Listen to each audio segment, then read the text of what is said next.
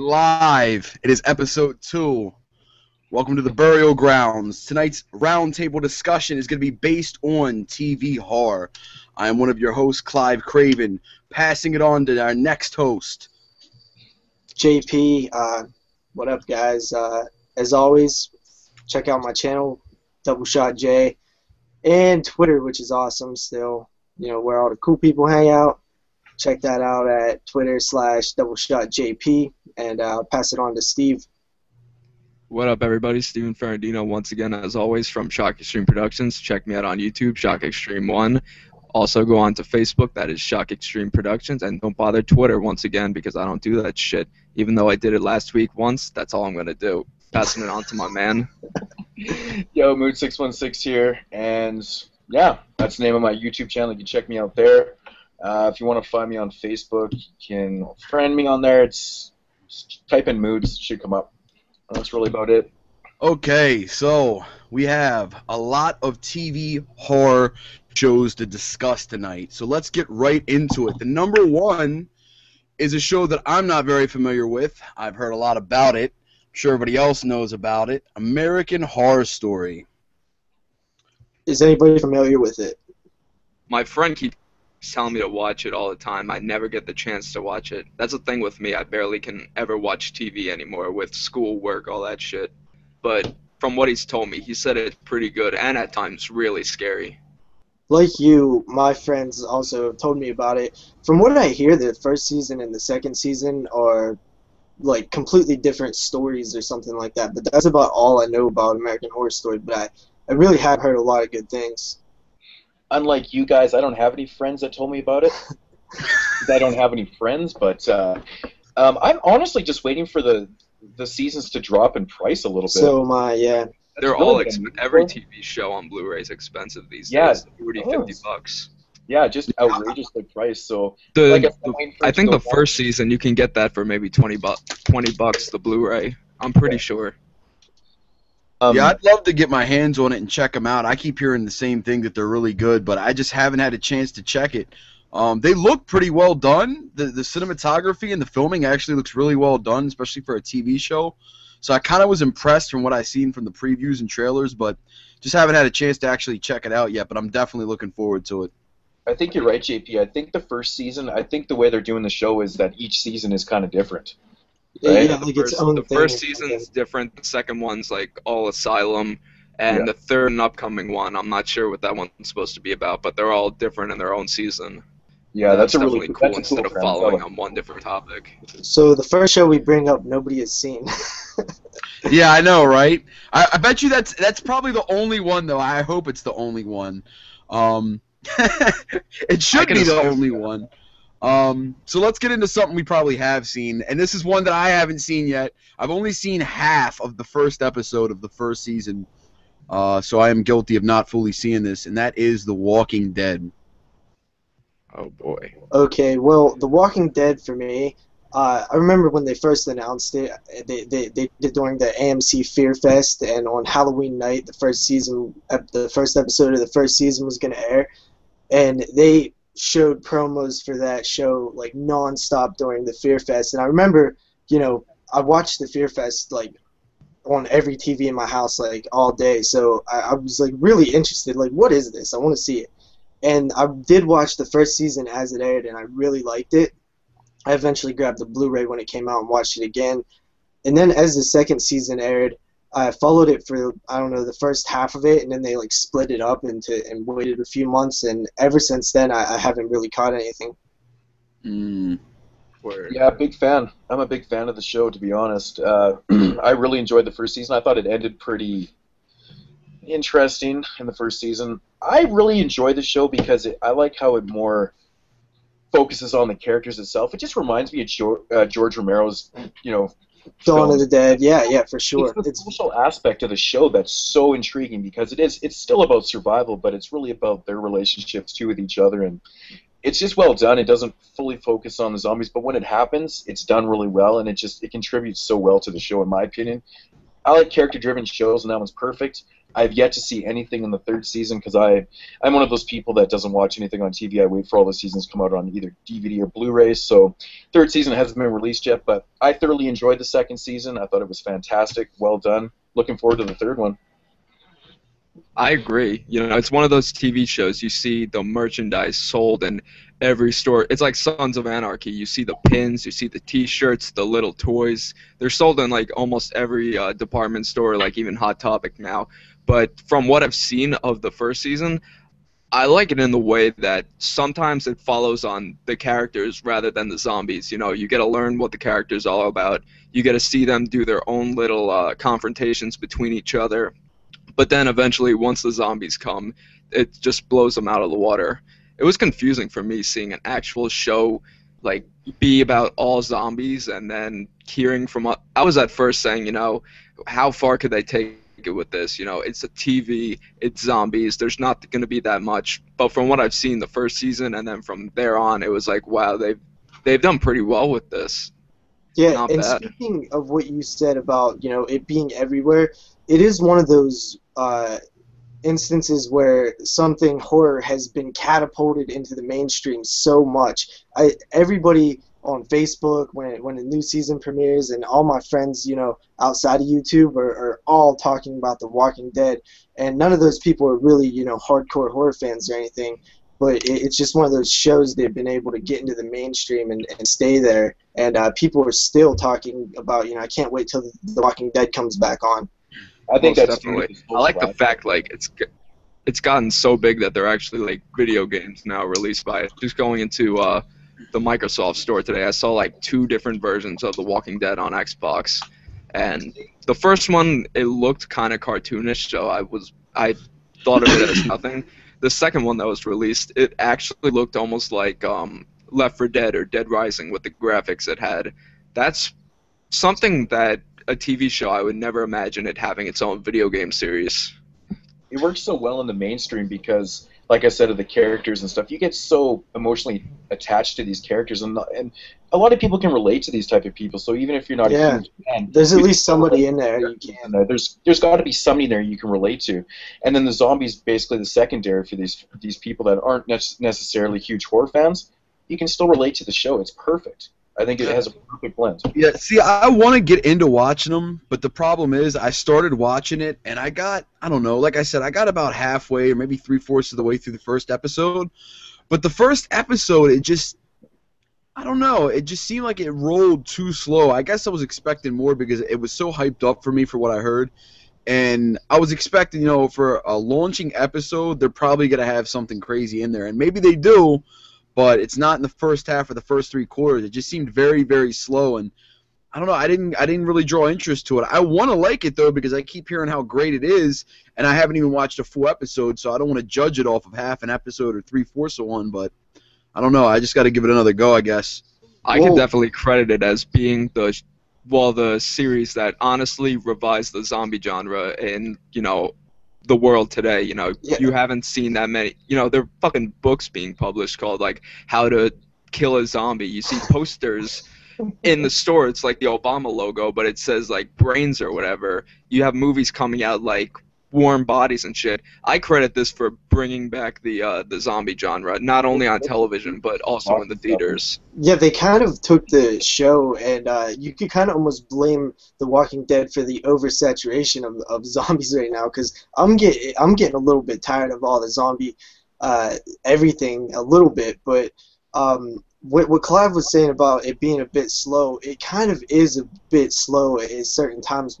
But since it is slow, it builds to like when something big happens, it makes a huge impact because it's so slow at first. And at the end of the first episode was actually a great little ending for the episode. It definitely made me want to continue watching the show. And you know, the story, you know, he is, you know, shot or whatever in the first episode, and he wakes up in a hospital. I mean, we've seen that before, stuff like 28 Days Later and stuff, but it really doesn't matter. It's just a setup to get you know, into the show, and it really doesn't matter about the setup. Yep. Yeah. Okay, so let's go ahead and dive into the next one we got here. This one I know we all know about. This one is funny because to me this is almost like short films really. That was actually a TV series rather than just like a show, but that is Masters of Horror. Oh yeah. Fantastic show. Gotta love the Masters of Horror. Yeah. For me personally, I own a lot of them. I've seen pretty much all of them from both seasons, with the exception of a very limited few. I'll be right back in a second. Okay. Highly enjoy the stories. You know, some of the highlight ones for me, some of the ones that I really enjoyed the most. Pelts was a great one. Cigarette Burns. That is one I need to see. That looks fucking incredible. The really brutal ones, you know, Cigarette Burns is probably one of my favorites. I really like Washingtonians. I just thought the overtop story of George Washington was just fucking amazing. Yeah, I just really like the series overall. Imprint was another really good one, the Takashi Miike film. Just an amazing series all around, really well done, and it really felt like a throwback ode to it. Like, to me, it's really like the closest thing we'll ever get to a modern day Tales from the Crypt. In my honest opinion, I thought it was very reminiscent. You can't dispute the fact that the Masters of Horror 2 seasons had such an awesome line of directors in it. I mean, you got everyone from like Tobe Hooper, Dario Argento, John Carpenter, Gordon, Mick Garris. You got Joe Dante, John Landis, Carpenter, and Lucky McKee, which brings me to Lucky McKee and the episode Sick Girl. I know that Clive reviewed that on the Fright Tube when we did our Masters of Horror week, and that's actually one of my favorite episodes. It sticks out so much because it's so fucking weird. Like, just the whole aspect with the insects and just, you know, a girl being obsessed with insects and then eventually what happens. I don't want to break down the whole episode, but that one really sticks out to me as a really weird episode that works for that type of series. You know, it's just so different and shit. That's what you want to see. Like, the end of that episode fucked me up. You know, I don't want to give it away either, but just the ending, the very last, and when I say the ending, I mean like the very end, like the very last like 2 minutes or so of footage is just it's so ridiculous. Like, it's like, really? Like, really, this is what happened? But I mean, it's great. It is great. I mean, you know, in retrospect, I know I was pretty harsh when I reviewed that movie. I think I gave it like a 5.5 or a 6 out of 10. I probably could have gone a little higher, but I don't know. There were certain things that kind of turned me off. Mainly the effects not being the greatest, but they weren't bad either. I mean, they weren't like complete B-movie effects. The effects weren't bad. They just weren't. Yeah, I mean, they did their job, but I think they could have gone a little bit. I don't know. I also think though that they intentionally made them a little bit cheesy, because I think that's kind of the vibe they were going for. Like, if you even just listen to certain aspects of like the music, like I think it was supposed to have certain comedic elements in that to it, you know, and it definitely achieved that. It definitely achieved. I also think that really a lot of the effects in the whole Masters of series was based off of budget too, right? I mean, the show probably didn't have a shit ton of money involved, but you know, they probably spent most of their cash, you know, paying these directors to do these episodes. Really, directors. I got a question about the Masters. Did they, from what I hear, they gave each director complete creative control. Is that true? I believe so. Know that? I'm pretty sure that's what I've heard too. Yeah. Yeah. Well, that made it very interesting to me. But the show in general, I'm not a whole lot. Like, I haven't seen every episode, but the ones that I've seen, I really enjoyed, and the whole idea behind the show is just genius, right? I mean, you get all the masters of horror together, and each of them make an episode. Even the intro to the show, I absolutely love. Like, every time it comes on, it's just, I love the music and the little blood drops and stuff. It gets me into it. It has like great atmosphere from just the intro. Mm-hmm. And something I always found interesting is that Wes Craven never did an episode, did he? No, I don't think so. No. The thing that got me about the show, you know, of course, you know, you have all these great directors.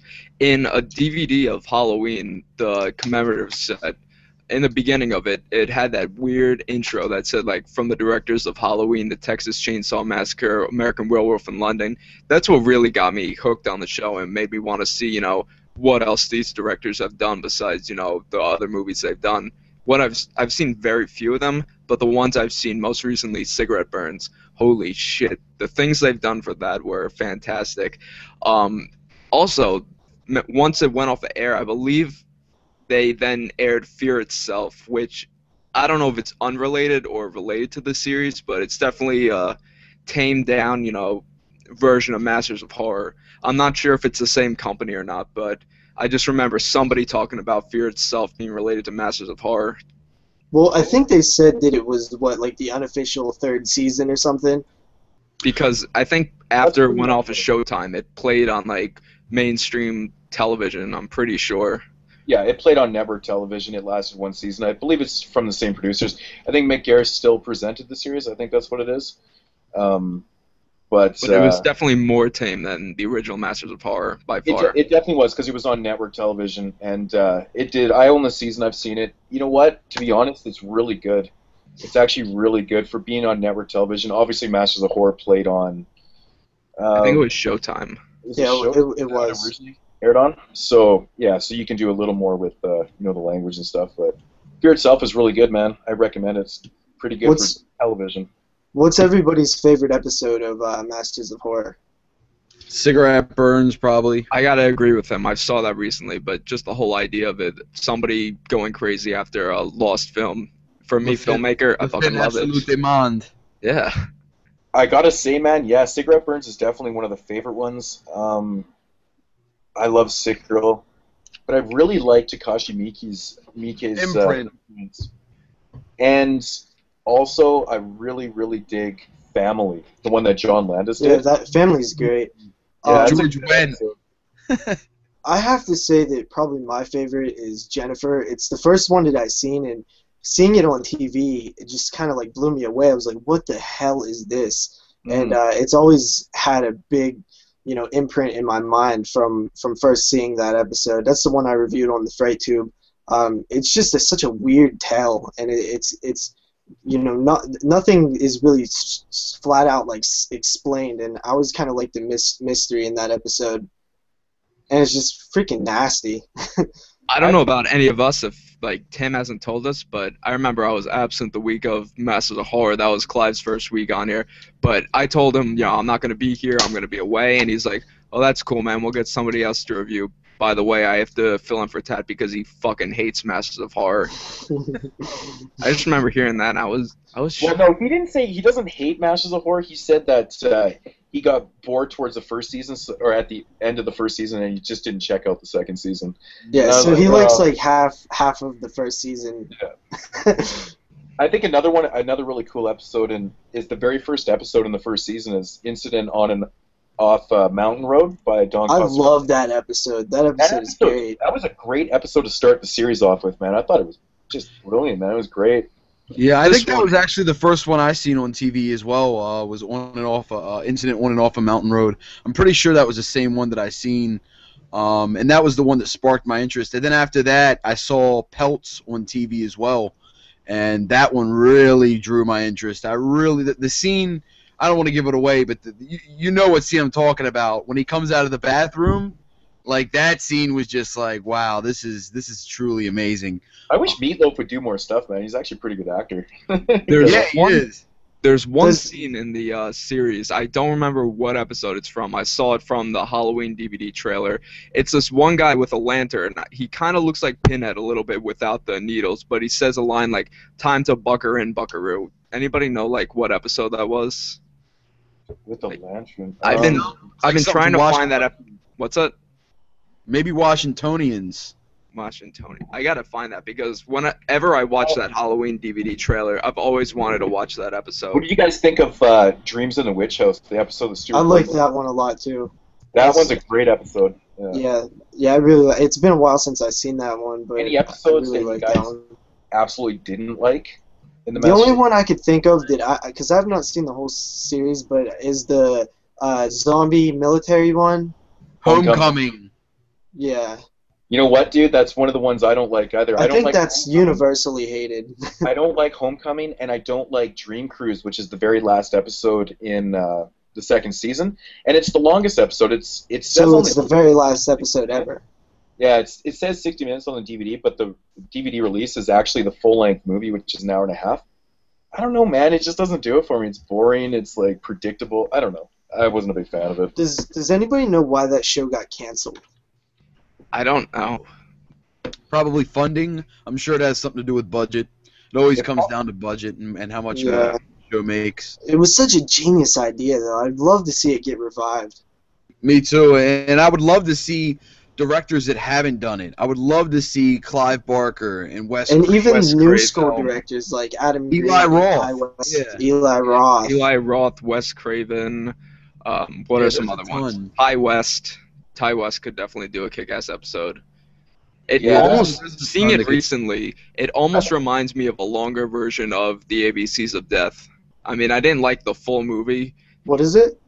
It reminds me of a longer version of ABCs of Death. What does? Masters of Horror almost. Oh. I mean, I really didn't like the movie that much. The movie didn't do it for me. Either some parts were boring or some parts were just stupid enough to be weird. But it kind of resembles that in a way. You know, having all those directors doing something different, having their own freedom. It was creative at most. I think someone should definitely bring back a series like that. I know a few years ago that I think it was in 2007 or 2008. There was supposed to be an Italian Masters of Horror series that went into production, but it never fell through. So I don't think they actually did it. Which was going to be like Lamberto Bava and Umberto Lenzi and Argento, like guys like that, right? Now that would have been kick-ass to see. Yeah, but Everybody- that really I love- couldn't happen. I That love really couldn't Italian happen films, today. so- You know, all the great directors from Italy, most of them, Yeah. of course, are gone. Of course, you know, Lucio Fulci. Yeah. I think Bruno Mattei maybe, but I'm not sure. No, I think he's dead too, actually. Yeah, all the just- classic ones are dead now. So But I mean, there is still a bunch, like I said, Lamberto Bava, and whatever. But that would have been a really cool one to do. Sergio Martino. I don't know, some other ones that are still alive, but I think the one that did Cannibal Holocaust is still alive. Ruggero Deodato. Yeah, he was young when I saw him on some documentaries, so he's probably in like his 60s or 70s. he's still alive, yeah. There's something going crazy outside my window. It's like a cricket. Speaking Watch of Did you out. guys hear that? Yeah. you end up Off a topic sticker here, but- too. Speaking of ABCs of Death, a little off topic, but I actually ordered that the ABCs of Death limited book last night. The one that was limited to 666 copies. That just got me thinking of it. I still have yet to see the movie, but I was like, I have to get this. It just looks so cool. There's I want some to get parts it of the too, but there's some parts of the movie that are really good and pretty creative, but then other ones, especially some of the Japanese ones, are just so stupid. Holy shit! Watching them, it was just like, why are they doing this? It wasn't even laughter. It was just like, get on with this fucking movie. Just Like kill him now and move on to the next thing. But they kept going on with some stupid shit. It honestly pissed me off at points. I'm sure you're referring to segment F. Which one was that? Bart? F for fart. That was oh my god. The whole concept of that. Jesus. Mother. I haven't seen it, but That whole story just wanted me to shoot myself in the foot. Oh my god. Some Japanese ones were good. There was one close to the end. It was weird, but it was kind of creative. I don't remember what it's called, and I don't want to give it away like I did a lot last time. But mainly the Japanese stuff was really, really stupid. The Spanish ones, I did like a lot of the ones from Mexico, but I thought the whole movie from the first few scenes was going to be all in Spanish. But overall, I'd probably give it a 2, maybe 1.5. Damn. It was. I can't explain it. I'll save that for a review. But 1.5 to 2 stars out of 5. Well, I thought you were reviewing or out of 10. I was like, holy shit, damn. No, I always do it out of 5. 1.5 Yeah, I do to 5 2 too. stars. I'm a big fan of doing the 10. I can't break things down into 5s for some reason. I don't know. see, I have an easier time doing 5 because it's simpler. 10, I think about it too much. That's hard. You're like I 0 always- to 5, you go like 25, 50, Anything- 75, 100. Anything at 5 or above, I can recommend. That's just the way I go, and then I go from there. Okay, let me get us back on track. Yeah. The next show. This is one that I really haven't seen, but I am sure that you guys are pretty familiar with, and that is True Blood. No. I've not seen True Blood. I think Moods has though. Nobody's I've seen seen True Blood? some True Blood, but No, not I haven't much. seen. I I've don't seen a watch few like, episodes, but not that much of it. I mean, for what I've seen, it's okay. Probably not my cup of tea, but I can see how it's definitely intriguing. It's just I don't know. I'm not a real big vampire fan, honestly. There's only certain vampire movies I like. I'm not a real big vampire fan, so yeah, I don't know. Like I like some of the classics like Lost Boys and the old school Dracula, but Yeah, that's what I'm. the modern vampire shit just really doesn't do it for me. I'm not into like the underworlds and blades and all that shit, even though I own them all. I agree. If anything, for me, it's vampires from like the beginning of vampire movies. Nosferatu, Todd Browning's Dracula, even into the Christopher Lees.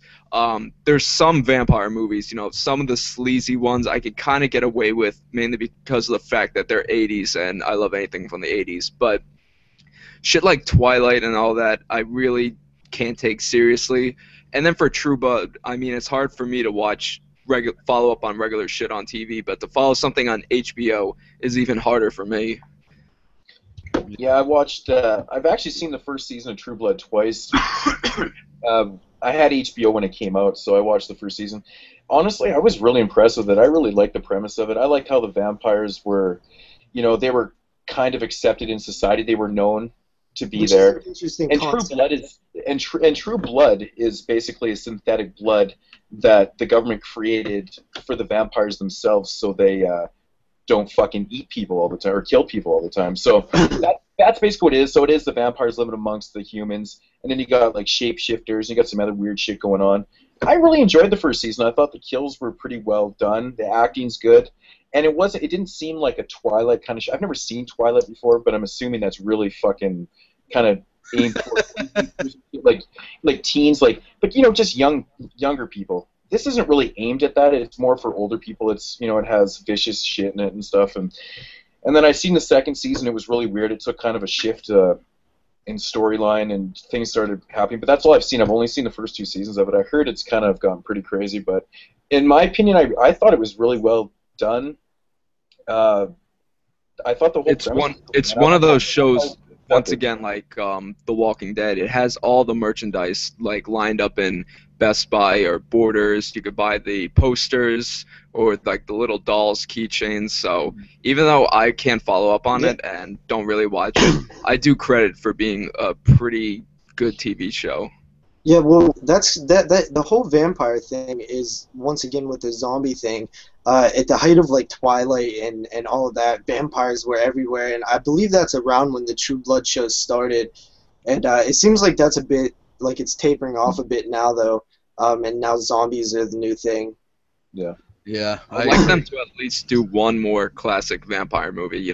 No teen Twilight shit zombies. Like, put off sleazy for a while. Just do, like, one more classic vampire movie, and I'll be happy. Check out 30 Days a Night and Let the Right One In. Both of those are solid vampire movies. I've had this conversation quite a bit. I think since 1990, in the last 23 years, there's maybe, like, 5 or 6 vampire movies I could actually recommend.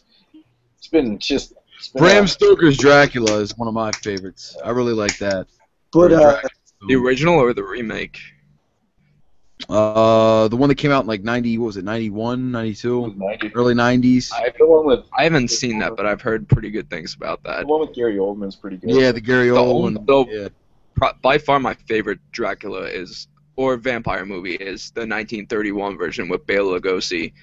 After that, probably Nosferatu from 1922, and then probably a lot of the Hammer ones. I was going to say, man, the traditional vampires are my favorite by far. The Hammer films the Hammer vampire films there's so many good ones. Like I just reviewed Vampire Circus. I highly recommend checking that one out. That's a fun time, man. Twins of Evil's another really good Hammer one. The list goes on. They just go on forever, but they don't make vampire movies like they used to, man. Yeah. When it comes to like sleazy vampire movies, the best I've probably seen was the one I reviewed for Vampire Week, Vampire's Embrace. It's so low budget, nobody's really heard of it, but the whole story, I absolutely adore the whole movie of it. It's just something I could relate to, not that hardcore of a porno as many like sleazy vampire movies are today, but the whole story, I absolutely loved it. I have a TV show that I'm curious if any of you guys have seen. It only lasted one season. I believe it was sometime in the 2000s, and it's Tremors the TV series. Has anybody ever seen it? That was actually on the list because I was researching it tonight and I remember hearing about it. I never actually seen it. I've seen the DVDs of it, but I've never actually seen the show. Yeah. I have seen all the movies. I've seen all four of them, and I'm a fan of the movies, even though they did get cheesier as they went along, especially the fourth one. But They went up to 4 on that. yes, there is a fourth one that's a prequel that's in like the 1800s, and it's just fucking retarded. It's All I so know bad. from my It's so recollection is there was fucking 2 of them. That one is bad. The first 2 or 3 were pretty cool. Yeah, the first one was good. I really enjoyed the first one. Yeah, I even like the second and third one. I ain't gonna lie. I love like the first second one. Yeah, I like the first 3 because the second one I think is the first one where you get the little walking ones, the crazy. Yeah, I little love running those, ones and the shit. Shriekers.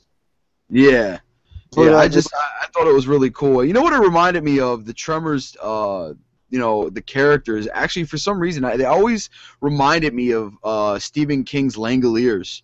Like as a comparable type creature, like the Shriekers. For some reason, I don't know, that type of big, like ferocious, unexplainable type of monster that's not, a Godzilla or King Kong sized monster, but just like a oversized fucking weird, unexplained type of beast creature. I like that idea.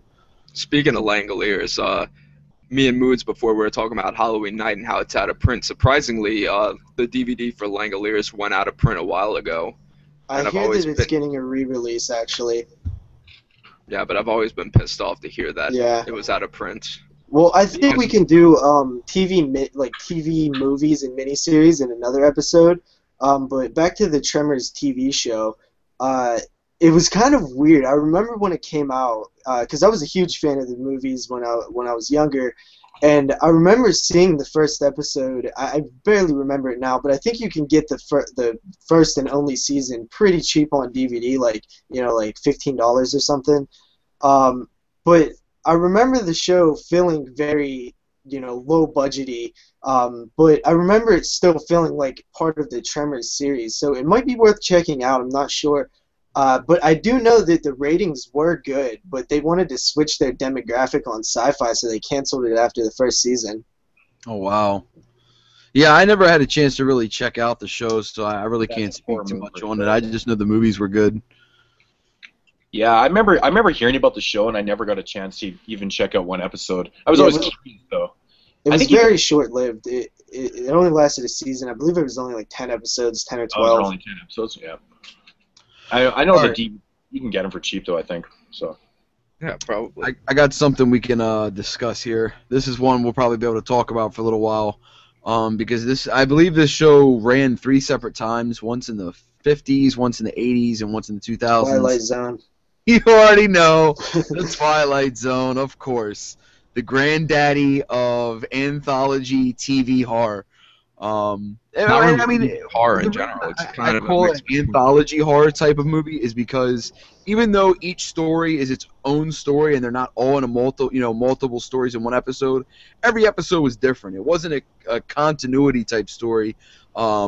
Like a lot of movies, or TV shows out now like Bates Motel and Hannibal and things like that follow like one single story. It was every week or every show you had something completely different. And I love those type of horror stories in TV shows. It could also be looked at as both horror and science fiction for many of the creatures it was in. yeah. Yeah, definitely. Yeah, the original series from 59 to 64, I believe it was. No, 65. I don't know. That is just amazing. I love that original series. Black and white, good narration. Yeah. I always like the way the episodes ended too. Like if you watch the DVDs and it would be like kind of setting it up for the next week and stuff. I always loved that. It was really cool, man. But really cool stories though, man. So inventive. Yeah, very well written stuff there. Very, very well written, yeah. What do you think about the movie released in? Oh man, the movie I absolutely love. I love the Really? movie. I do love the movie. It was okay. It didn't do it really You know for me. what? I mean, I was there's so some- hyped to see it. I never seen it, and I believe sometime last year I finally grabbed it. I was really excited to check it out, and I found that some of the stories just weren't up to par with what I was expecting. You know, the one in the plane was fantastic, and the one on TV was absolute. The monster looked so much creepier on TV than it did in the movie. In my I don't know, opinion, man. that I is. thought it looked pretty good, but the Yeah, I like that one too. the kick the can one just kind of fell flat a bit. That was The one thing that kills it for a lot of Twilight Zone fans that wanted to see the movie was, you know, of course, Vic Morrow getting killed in the first movie. I don't remember what it was called exactly, but the whole accident with the helicopter killing him and the other kid, that obviously, you know, put a Yeah. huge dent in the production and a lot of the people watching the movie. Was that John Landis his segment that happened to? Wasn't he? I'm pretty sure. Yeah, that wanna say really it was was pretty John tragic. Landis. But the show, you know, the original show, I really loved how they would introduce each episode, and that's one of the coolest things about that show. hmm I gotta say, in my own opinion, my favorite show in the whole series is probably I think it's called My Way, with the hitchhiker that goes in the woman's car and goes like, "I believe you're going my way," and it turns out to be an alien of some sorts. I watched, that was probably the first episode I saw, and it's always lived on with me. But that show in particular is probably my favorite, next to the one when they're on the plane, similar to the one they did in the movie. Yeah, I like the original one where they're on the plane as well, and I also like the one where the aliens with the real fucked up, ugly, deformed faces think that they're all gorgeous, and they think that all humans are ugly. It's just so fucking great. I love the message that they sent in it and what they were trying to get at with it. I thought it was very original and interesting, and I don't know, that one always stuck out to me as being one of my favorite episodes. And if I remember correct, there was also another one where a guy was talking, but nobody could hear him. Nobody in the world could hear him. He was just like, you know, if he wanted to try to have a conversation or, you know, do anything, like nobody could hear him or see him. It was like he wasn't even there. It was crazy. There's one episode in the series that's probably the main inspiration for the Child's Play series, Living Doll, with the Yeah. girl that gets the doll and all these weird things start happening. That's honestly been one of the creepiest episodes in my own opinion for me. I always remember the very first episode of the Twilight Zone, the one where I don't remember what it's called, but it's where the dude walks out of the diner or restaurant or whatever he's in, and there's like nobody around. And as he's walking around, he keeps finding evidence that there's people there, but he can't find anybody. So he comes across like some food cooking and shit. That episode is so eerie because, you know, you're just like, what the fuck is going on, right? I love that episode. I think it's the very first episode in the first season. You know what Yeah, I think episode really sticks out to me? It's not really it's not really one of the horror episodes, but it was the Christmas episode where the guy finds the sack with all kind of like a magical sack that has like presents in it and stuff. For some reason, that one always sticks out to me. I remember seeing it a lot as a kid. Now, what about the second run that ran in the 80s? Do you guys remember that one much? I do. I remember those episodes not. I remember them not ending with such a bang as the original series. Like a lot of the original ones had great endings, and I don't remember the 80s one that much, but I just remember the episodes having a different, you know, feel to them. Yeah, I remember watching a bunch of the episodes back in the day, but I don't know. I don't really remember it being in syndication that much, so I never really got to re-watch them that much. And I know the fucking DVDs are out of print and they go for stupid money from the 80s series, so I've yet to pick those up. But I do remember it having a different feel, pretty cool feel to them. But Yeah, I don't think I recall ever seeing an episode from the 80s. Yeah, anybody obviously. What I don't about know. when was it, like 2003, 2004? They brought it back for one season. I or don't think something? I've even seen any of those. Oh Yeah. man, The they were not classic good. black and white is probably the ones I've always seen. Yeah, I The- remember when Sci-Fi Channel, early on, they used to do like crazy marathons of the Twilight Zone, the 50s Twilight Zone, and I would watch them all the time. And I really haven't watched a lot of them since then. That's why I'm having a hard time remembering a lot of them. But I always want to grab that huge set, the definitive whatever collection. I just never got around to it. It's a little bit pricey. I highly recommend that. I own that. Sick, dude. It's so sick. Word. Now, what about the run that happened in the 2000s? I believe Forrest Whitaker was the host for it. Did you guys catch any of that one, the more modern version of it? I've not seen one of them. What about you? I seen one episode, and it wasted my time. I thought it was horrible. It was I watched pretty one or two bad. episodes. It was fucking bad. Like I Yeah. it did not grab me at all. I was like, this is really, really poorly done. It just Was seemed it like just, it just seemed forced. It didn't seem good. Like the story, I can't even remember the episodes that much, but I just remember going, not a good reboot, boys. Yeah, I pretty much had the same thought. I really wasn't digging it, and I wanted to because I'm a big fan of the original series myself, and I did like some of the ones in the '80s, but man, it was such a downhill drop. It like Mood said, it just didn't feel like they cared. There wasn't really any continuity to it. It was everywhere. You know, the coolest thing about the show was having Forrest Whitaker host it, and that's where it ended. yeah, the whole original series just felt so well, like in every little area, it just felt so well done. And from what I hear, that just isn't the same with the newest series. All right, well, I got another one here for us to discuss. This one also used to air on Sci-Fi. Let's see who's familiar with this one. Monsters. This aired in the 80s and the 90s. Refresh my memory on this. Monsters, I remember very little about it, but I do remember the intro with the family of weird-looking... Yeah. The mom was like a cyclops, the dad had like a big... He was a big fat head. larva. Yeah, and they would just be like, "Oh, look, our favorite TV show's on, Monsters." And Yeah. I remember the intro so much, but I don't really remember episodes. I think I might remember one where like a kid found like a little pet dinosaur or something. If that was Monsters, I'm not really sure. Yeah, I honestly don't. I can't picture what this is. It's Yeah. weird. Like I mean the episodes and so I can't picture the episodes. It's I weird. remember one of the episodes with a baby. Like this baby got loose in the house and like it had like sharp teeth and it was like fucking attacking people in the house and like escaped out of its crib, and that's one of the ones that I always remembered from the show. And I remember there's a bunch of other ones I've seen, but you know what's funny about that show? You can't find it anywhere. You can't find it. The shit is not anywhere. Not VHS, not DVD, not Blu-ray, not a single season, not an episode, not nothing. It aired on the Chiller Channel a bit, and I remember catching a few episodes there when the Chiller Channel, a little bit after it was first alive. And I remember the show having like a pretty low production quality to it.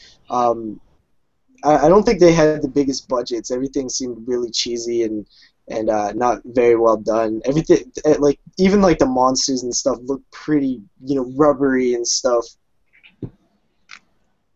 Word. So Okay, next one up is okay, this one I love these. I started watching these. I've only gotten through about 2 seasons out of the 4, and that is Tales from the Dark Side. This is an 80s classic. Another kind of, great intro. Tales from I the really Crypt like the intro to that one. If Series. there's Yeah. anything about that show I remember is the intro by far. Yeah, the intro is amazing on it. And you know something I noticed about a lot of episodes, especially in the first season? A lot of them revolve around technology, especially computers and like the future and shit. It's like, man, like that whole first season, is so driven around it. It's amazing. Like if you really watch it and keep it conscious while you watch it, it's really ridiculous like how many episodes are about computers and technology. It's really strange. Yeah, I'm not too familiar with Tales from the Dark Side. I know I've seen some episodes. The intro really sticks out in my mind. And I think, speaking of TV horror in general, especially with the anthology shows, it seemed like if you had a good intro, it would stick in people's minds. When you think of the best, they all have great intros. Yeah, I agree. It's a signature. Tales from the Dark Side was fun. It did have a lot of, like Clive said, it had a lot of episodes based around technology and stuff. But man, did that show it had some really good episodes, and then it had some really, really cheesy stories and stuff. It was kind of up and down. I wouldn't say so much in the first season. The first season seems to be really solid throughout, and then right at the start of the second season, it gets like really kind of cheesy and stuff. It's still fun to watch, but you're just like, oh man, that's so cheesy. But it's a really enjoyable series. For 4 seasons, it lasted 4 seasons. It had quite a few episodes, to be honest. And but yeah, the first season is a lot more solid than the preceding seasons, but it's still really good. I enjoy it though. Yeah, me personally, there's a lot of episodes that I liked from it. One of the ones that comes to my mind right away that I thought was kind of interesting that I always remember is, I think it's in the first season, the one where the guy gets the computer and he can basically delete people from his life. He can he can put somebody's name in his computer and fucking click delete, and they're gone, like they never existed. He does it to his wife and his kid, and he like does it to like all these things, like he's testing it out on things in the house and shit. And it's just really interesting concept. I thought it was just, I mean, it's kind of cheesy, but I thought it was a fun episode, and it's one that always sticks out in my mind that I really remember from seeing when it came on back in the day. Yeah. There's an episode that I'm not sure if it's Tales from the Dark Side or another anthology show, but maybe one of you guys would remember. I think there's like an old, war vet or something like that, and he goes into a diner, and he's like looks all messed up and down on his luck or something, and I believe it ends up to where like the people running the diner, end up helping him kill himself or something. Does that ring a bell to anybody? Dr. Kevorkian's diner or something? No, but the twist was, this is kind of a spoiler, but I don't think it matters, is it turns out that their son went to war or something and never returned, and they find out that was actually their long-lost son. It might have been a different show. Yeah, I don't know. I can't place that one, but it might have been like Amazing Stories or something. I'm thinking about the first episode in the second season of Tales from the Dark Side. It's about this comedian that does impressions, and he's approached by like this government agent, and he strikes a deal with them. He wants to bring on this comedian to help him out with this situation that they have. So he doesn't want to do it, and then what he does is he finally agrees to it. They take him back to this like government lab. It's basically a lab. And they need him to impersonate this alien. They have this alien, but they need to like talk to this alien, and he needs to learn all his ways and stuff so he can impersonate him. So the alien, because every time someone tried to talk to him, the alien would basically just kill the person. It would just do it. This episode is so fucking cheesy, man. It's just hilarious to watch, man. Like when he's doing the alien is like basically dressed in like blocks. It's like a block outfit. It's really poorly done, and like when he's imitating him, oh man, it is just straight up laughable. But this is what I'm talking about. Like the quality of shows and the writing from the first season it kind of goes down, but it has a charm to it that you just can't turn it off. It's really fun. But yeah, that one always sticks in my mind because it's just so fucking funny, man. All right, we're going to take it back to some childhood horror shows. Yes. I got 2 here that I grew up watching, and we're going to start off with Nickelodeon's Are You Afraid of the Dark? Oh, yes. I love you. I wanted to throw this one out so bad. In the 40s when I was born. All right, so Are You Afraid of the Dark? It's such a great show. I don't really remember every episode, but I loved it as a kid. The intro is awesome. It's so chilling for a kid's TV show. I can co-sign that intro. Because that's all I know about the show. I showed Moods the intro the other day. The setup is you have the Midnight Society, and they basically tell ghost stories. They meet around a campfire. Yeah, it's a Canadian-produced show. A lot of the actors are Canadian, and they each get their turn at telling a ghost story every week. They come in. Usually, the story has something to do with a little plot going on between the kids, but it's very brief. So they tell their story, and it's a lot of the stories actually have some fear and scariness to them.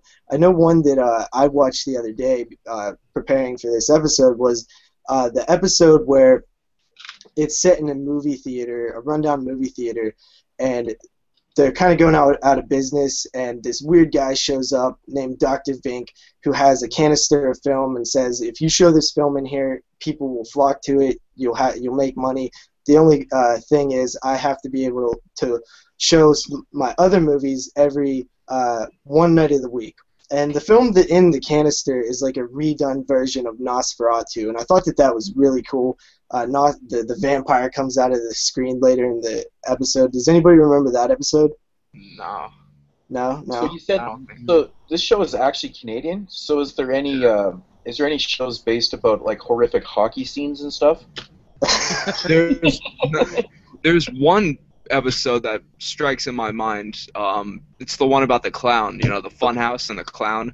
I think the kid in that actually did play hockey. Yeah, it's the one story where they go into this funhouse and the guy's like, something, you're always laughing when you're in the dark, or it rhymed, but there was like a bet saying, you know, you won't take the nose off of Zebo or whatever his name was, and he finally does it, and then the clown just like starts attacking him in this house like psychotically. You know, the clown is supposed to, he's supposed, like, there's a legend that he murdered or robbed someone, and all they found on his tracks was cigars. So one night the kid's cooking spaghetti in the microwave, and he opens the thing, and there's just a huge ashtray of cigars. That episode always got me. Yeah. That one and the probably the Watchers Woods one with the girls who went missing in the 1900s, and all they had left were their whistles, something like that. That one being in the woods and the ghosts in that always made me freaked out. Yeah, a lot of the episodes had like twists or something like that, and I remember a lot of them actually give me cold chills when I was a kid and stuff. The only thing really that gave me chills was the intro. That for some reason the intro all the time would always creep me out.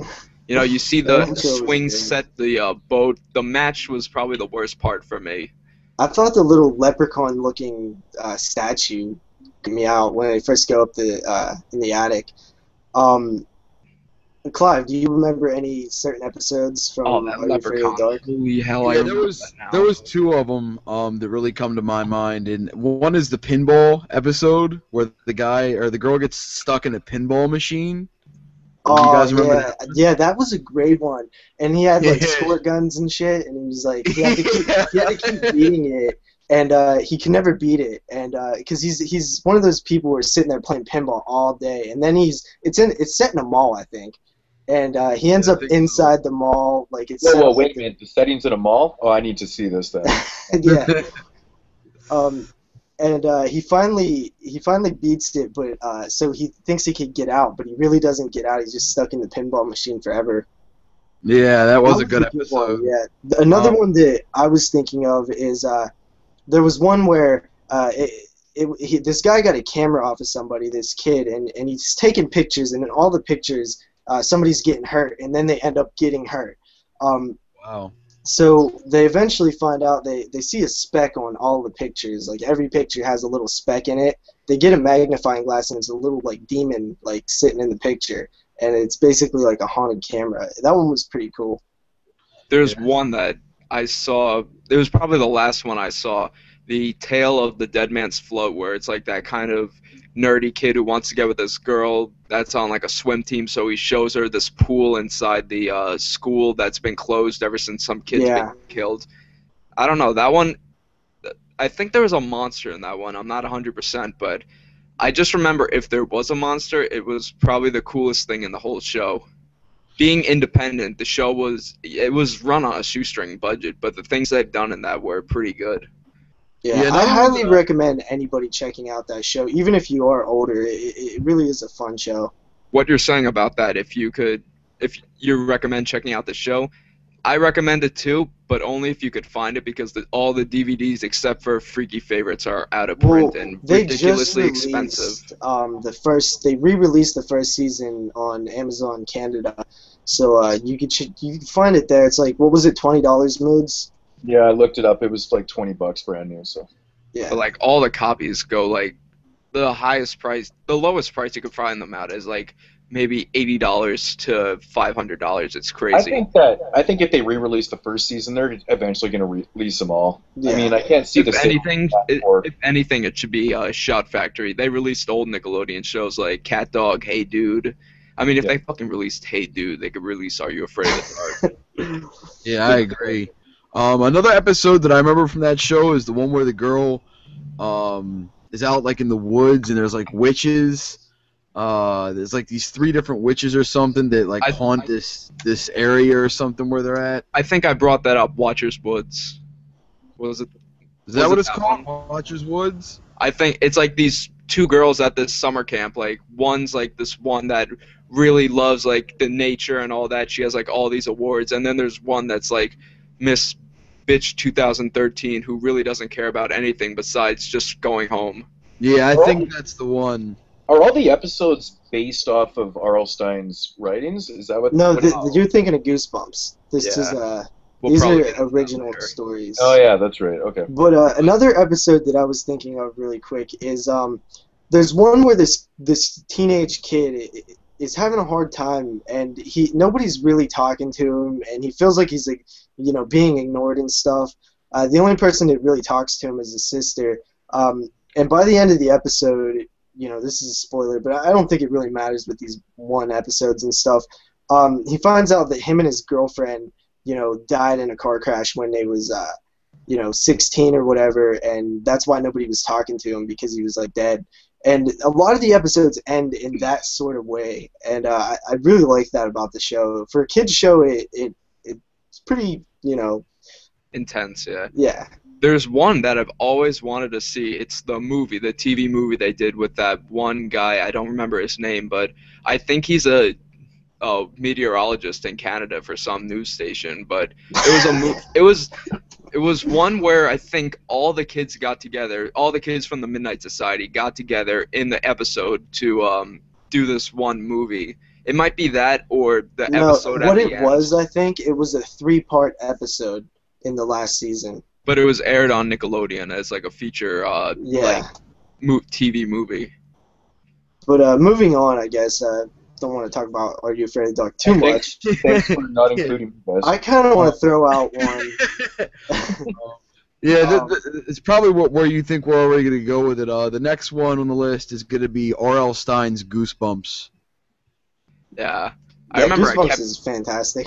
I remember I kept you know, getting the books from Scholastic like crazy, and somebody eventually told me, you know, there's like they make TV shows out of these, so I don't even think I read a full book of Goosebumps. I had every issue in the series, but I've never read one. I would go to the library and take the books out just to look at the covers. I wouldn't bother reading the books, but the episodes were outstanding. So a lot of them scared me, especially the Night of the Living Dummy. You know, one of my favorite ones was The Mask, the Haunted Mask. That's the best one in the show. That's actually kind of creepy. Yeah. I gotta say, the creepiest for me is Night of the Living Dummy, the third one, if anything. Yeah, they only did the episode on the 3rd book. They didn't do the 2nd or the 1st book. They did the first one, I remember that. They did? Alright, Yeah. well, yeah, Night of the Living Dummy was great, Slappy the Dummy, but the Haunted Mask one was great. This girl wants to get a really scary mask for Halloween. It's a Halloween episode, so that's cool right away. She goes to this weird place to have these really real-looking masks, and she gets it, you know, the guy running the store is pretty creepy and stuff. He gives her the mask, and she puts it on, and it gets stuck to her head, and it makes her do like crazy shit. And you know, that's basically the story. It's pretty cool though. Yeah, I actually have the hard shell the clamshell case of that on VHS downstairs. This shit is a classic. That it was actually the first episode. Yeah, it was a really cool fucking episode without a doubt. But another one that I really remember is the one with the teacher, where the teacher was a bug, and she finds out that like he's this giant human like fly mosquito man he's thing. like and eating that, all like, those like flies or something in a Oh, jar. no. What's that one? I don't remember what it's called. I think it's like fuck. Something like, I don't remember, but it might be Teacher's Pet. It might be. I'm not 100%. The one that stuck out that had one of the creepiest scenes I can ever imagine was the Werewolf of Fever Swamp. The Yeah, one that's at a good one. the scene at the end when he falls into the swamp and you see him growling and all that. That honestly scared the living hell out of me. The whole premise of the episode with them being out in the woods away from like civilization or anything was pretty creepy. Yeah, I gotta get some of these on DVD. Talking about The only this shit. problem with that I think is- they're starting to release them by actual seasons now. I'm pretty are sure. they? I don't. Yeah. I didn't know if they was. I know they would release like 2 episodes on a disc and be like $10. No, It's just ridiculous. they recently started doing like Goosebumps Volume or Season 1, and they have a handful of episodes. I believe there same- was only 2 or 3 seasons. I think there were 4 because I have some of them on my iTunes playlist. Oh, Well, if they start releasing them by the seasons, maybe I'll watch a bunch of the episodes and I'll get back to you guys about this. yeah. Now that's Goosebumps is a bit more for kids than Are You Afraid of the Dark? Some of the Yeah, yeah. episodes are kind of silly, but it's Yeah. still kind of cool. The thing Um, with Goosebumps is, in an interview with R.L. Stein, he said he wanted to make this appeal to kids. He wanted to make this revolve around things kids would think about. He didn't want it to be about, murder or drugs or anything like that. He wanted it to be something like just for kids. Yeah. You should I have agree. developed the Fear Street. You remember the Fear Street books that Arlstein wrote? Yeah, those Yeah, are a bit more they adult. should've- Some of them appeared on TV. Oh, really? I think no, it was the Nightmare Room. I'm getting that confused Yeah. with the Nightmare Room, but Yeah, they I should've remember made- always going to the library around and the seeing the Fear Fear Street Street ones. Those Alright. were made for people older, like for a older audience than the ones watching Goosebumps. We got one more childhood horror TV show. And then we're gonna get back to the more adult ones. But let's see how many people remember this one. Who remembers Erie, Indiana? I remember it a bit. I remember Not ringing a bell. I believe it was the first episode where, once again, this show was pretty much. It only ran for 1 season, I believe, and it was more geared towards kids. You also. don't say with a name like Erie, Indiana. It should have ran for 10 seasons.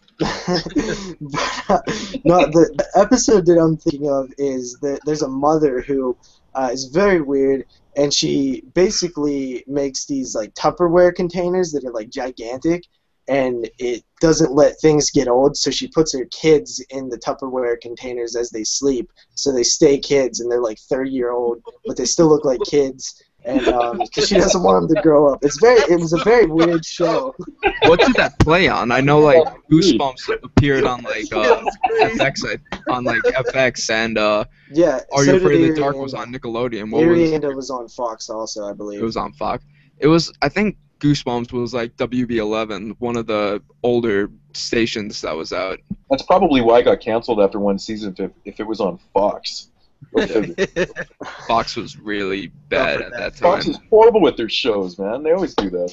If it wasn't for Married with Children and The Simpsons, Fox would have been canceled by then. Yeah, but the Tupperware. It's very weird. It really is a weird thing. It's the only episode I remember.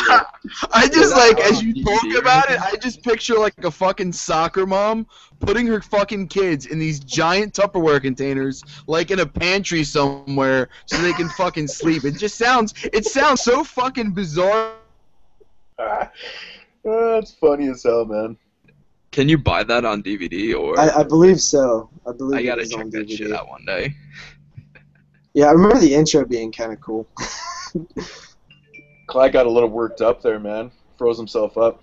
Yeah, He's still. but it was more like their beds were made out of like these Tupperware things, I think. And then she would just grab the big ass cover and like slide it over and like lock it in.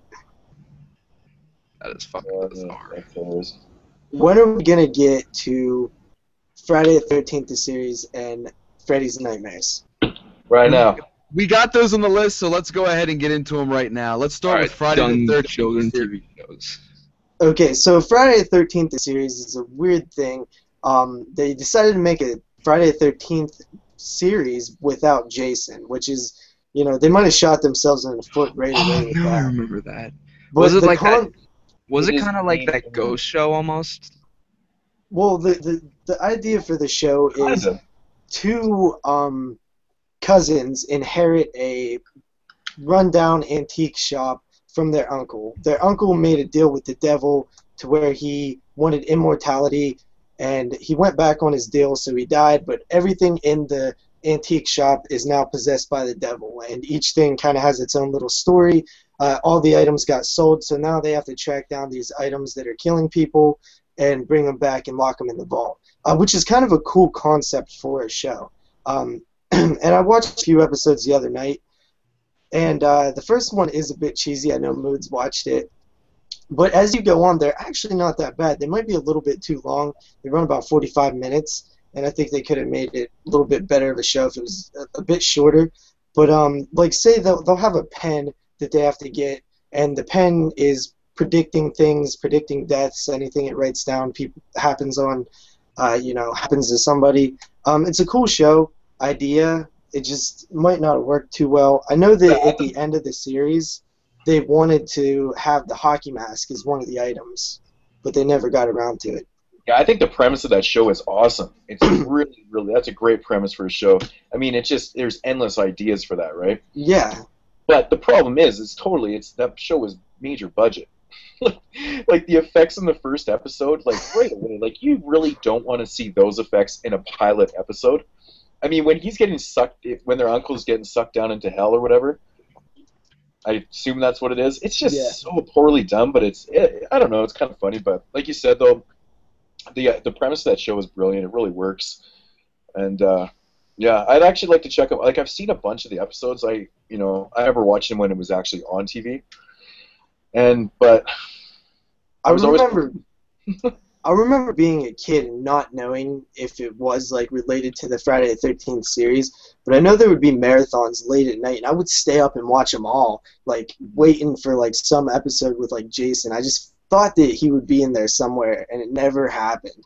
And I remember just hating it for that all the time, and I think that's why a lot of people, dislike that show to begin with, is because they're making a show called Friday the 13th the series, and there's no Jason at all. I know that they originally titled that movie or that series with a different title, and then the producer said, no, we want to use Friday the 13th because it was, in the later 80s, Freddy and Jason were fucking huge, and I think it was around the same time when Freddy's Nightmares.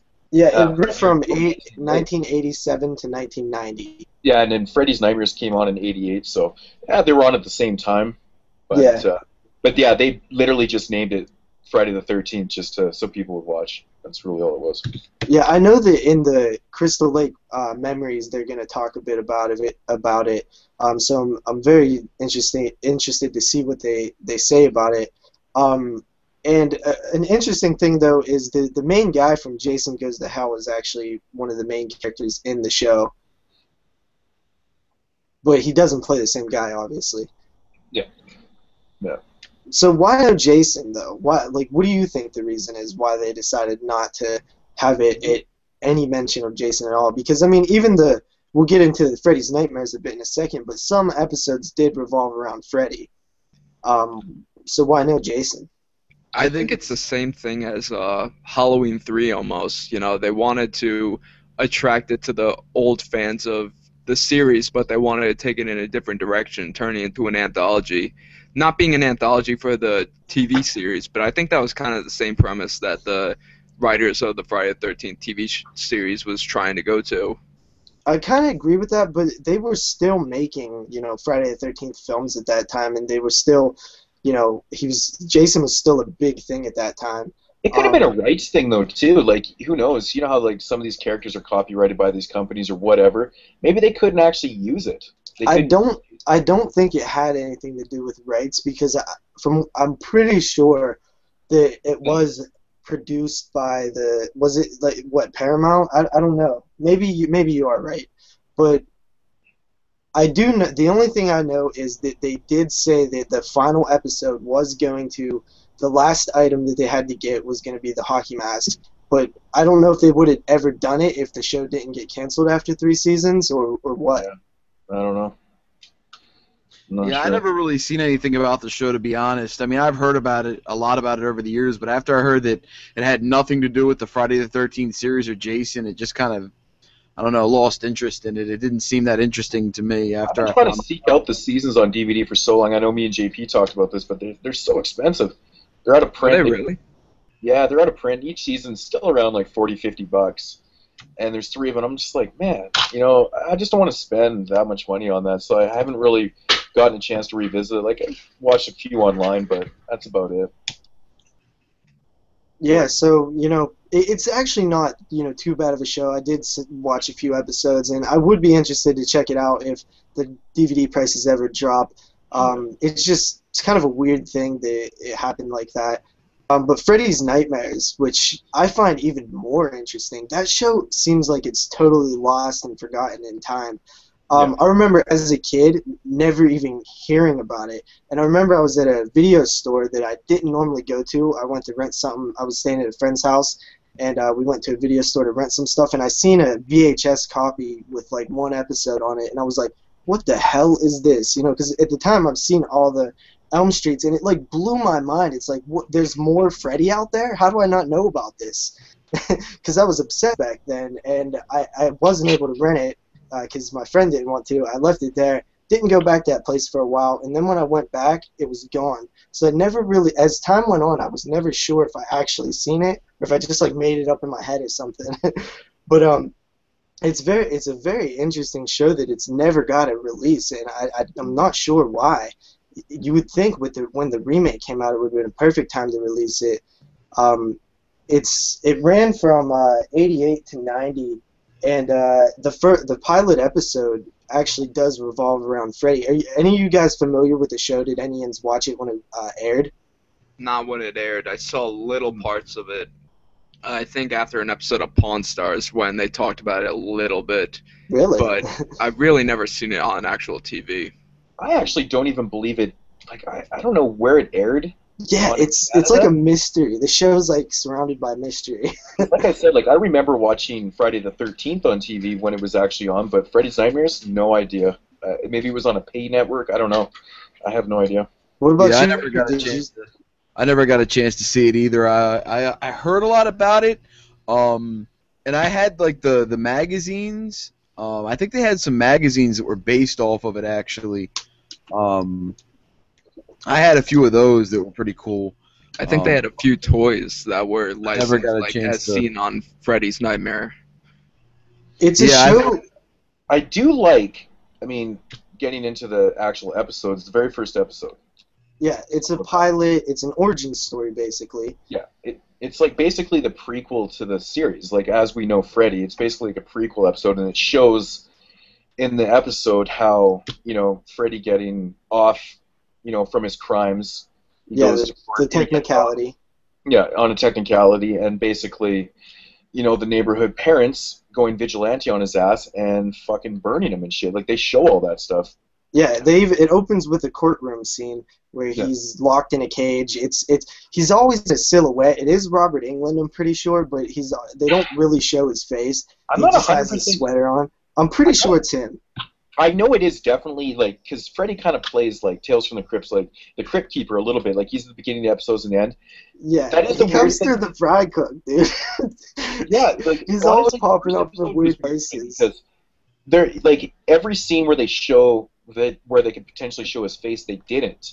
And the voice was different. Like, in those scenes where they were fully showing Freddy, I don't know if that was him or not. Like, I'm not fully convinced it was, but the voice in some parts definitely was Robert Englund.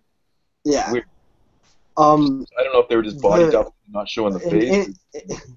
An interesting thing about the very first episode, it was directed by Tobe Hooper.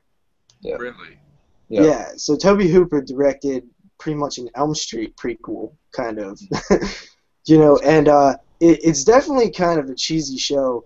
But like Moon said, Freddy is kind of the crypt keeper. The episodes that don't surround him, he'll do an intro, and he'll always pop up like under a bed, or like he comes out of like they're in the second episode they're in a like fast food restaurant, and he just like rises up out of the like fry cook thing. Oh man, it's so so funny, and it's ironic too. You know, Freddy being all burnt up, he's coming out of a deep fryer. yeah, and it's kind of, there was a lot of people involved in the show, like as actors who were in other things. Like I know in episode 2, Tom McLaughlin, who directed Friday the 13th Part 6, he directs that episode, and it also has Laura Park Lincoln, who was in Friday the 13th Part 7. And the second episode doesn't revolve around Freddy.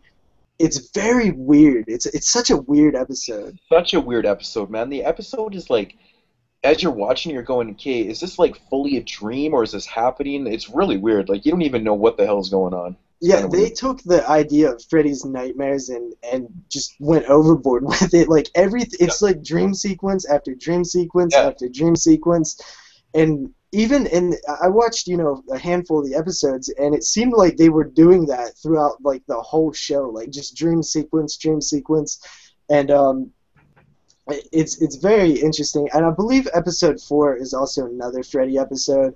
It's kind of like a run-of-the-mill like a weekly victim type thing, just somebody random, and it has to do with Freddy stalking her or whatever in her dreams, and then it has to do with him. But another interesting aspect I found about the Freddy's Nightmares series is that it doesn't actually have the Nightmare on Elm Street theme music to it. Now, I'm probably assuming that is copyrighted, like they couldn't use it for that. But with that said, it totally adds a weird feeling to the TV series. Like it doesn't quite. It feels like a Freddy-based thing, but it doesn't at the same time because it doesn't have that theme music, right? Yeah, and another thing is the episode where the second episode. Well, all of the episodes really. Basically, it's like a 40-minute show. And it'll start off with somebody, you'll be following their character and their story, and it'll have, side characters also in there too. And basically what will happen is halfway through the episode, the story will wrap up on the first character, and then you'll follow somebody else that was a background character, and you'll follow the second half of the show will be a story surrounding them. And I found that kind of interesting. Overall, it really is a extremely interesting show, considering how rare and mysterious it is. I mean, it's never been released, and I would love to check out the whole series if they ever get around to releasing it. That is a good point. The structure of the show is definitely a lot different than your normally structured, show with all those side kind of things and stuff. And it is, like I said though, like I only watched the first couple episodes, and I gotta say that second episode was bananas, man. Like it's just so weird. Yeah, it really I would was. love to watch the whole series too. They need. I mean, if someone's watching this that can actually put this out, put it out. We need a release of this, man. Yeah, but it did have a lot of like even episode 3 was directed by Mick Garris, who was involved with the Masters of Horror series, and he directed Critters 2, I believe. Yeah. So Freddy's Nightmares is definitely an interesting show. Guess we can move on to something else. Yeah, I got another one here for us. Bates Motel. This is a modern one. Okay. You know a good bit about this one. Is anybody familiar with Bates Motel besides me? Nope. Okay, I guess I'll give a little brief review type thing about it. So Bates Motel is basically Psycho 4. It's a prequel story. I heard people compare it to stuff like Twin Peaks, which I've actually never seen. But it's more, it does center around Norman and his family and the Bates Motel, but it's also surrounded by the town, which is like this weird place where nobody is like quite who they seem, and there's all these like underground, criminal stuff going on, like That's definitely how it relates to Twin Peaks. Then Twin Peaks is David Lynch. It's weird, man. Yeah, like pot fields and underground sex trafficking and stuff that used to be run in the motel. I think that the performances are pretty good. I would say that Norma Bates, Norman's mom, does a great job. We also get introduced to the fact that Norman has a brother. And I actually wasn't sure how I'd feel about that angle at first, but I actually like it now. It's kind of an interesting thing between him and his brother. There's that weird relationship with him and his mom still. Norman and girls, there's still that like weird thing going on. The biggest complaint that I hear, and even with me, is the modernization of it. Norman using like iPhones and stuff. It's just kind of weird. And if you could kind of get past that, I think it's definitely worth watching. I wasn't crazy about some things, but I did like how the show wrapped up.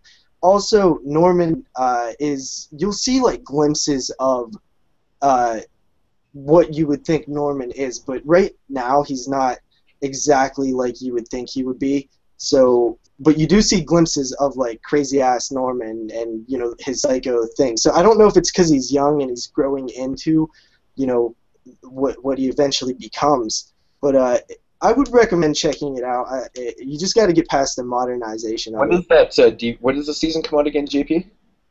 September 17th or something. Yeah, I was just waiting for it to come out, so I'm definitely going to check it out because I'm interested in it.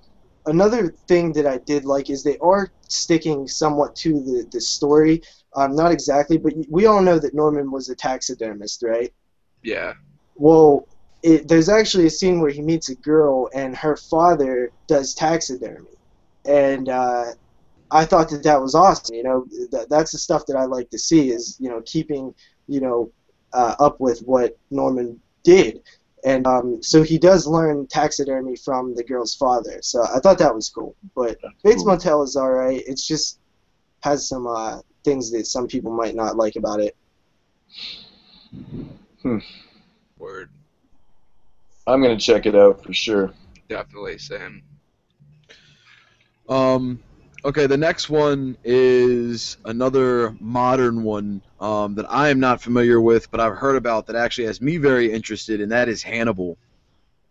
I've not seen Hannibal. Neither have I. Anyone? Moods? I've not seen it either. Our discussion about Hannibal has concluded. Moving on. Why, you haven't seen it either?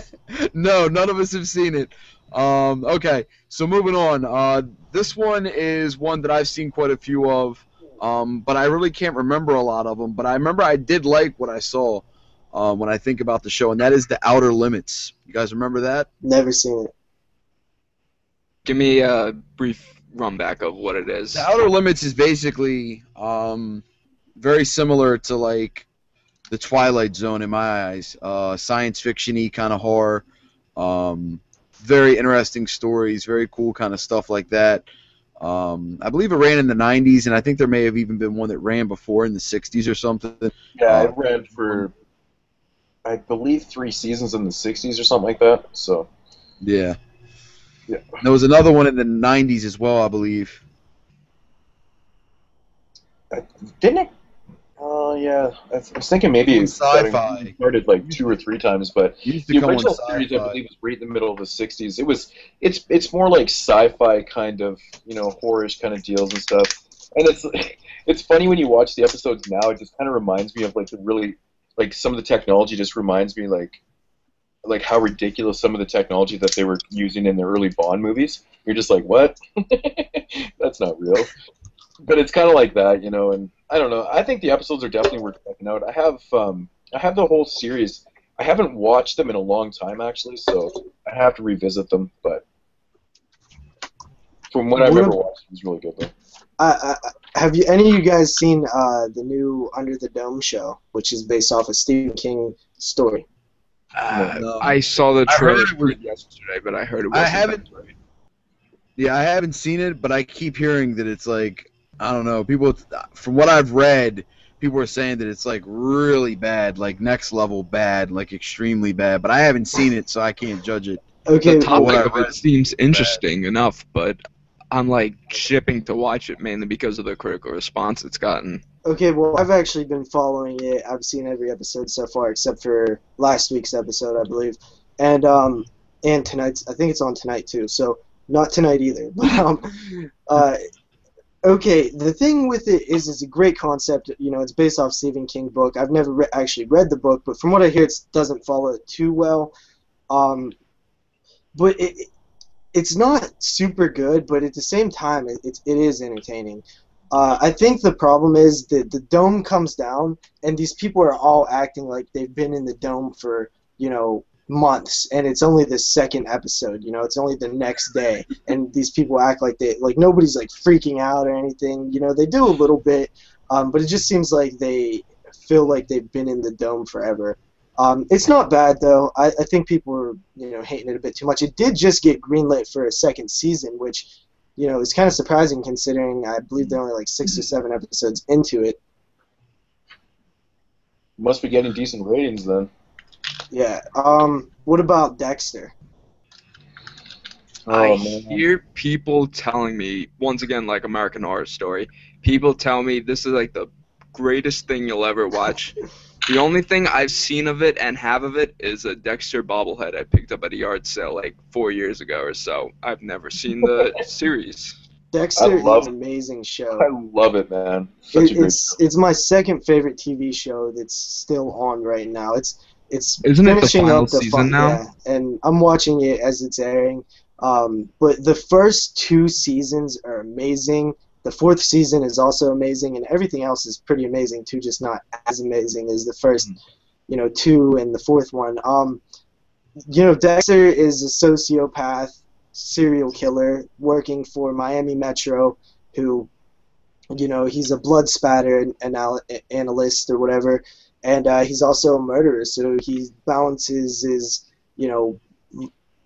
serial killer life with his real life, and with a code. He's a serial killer with a code. Yeah, with a code.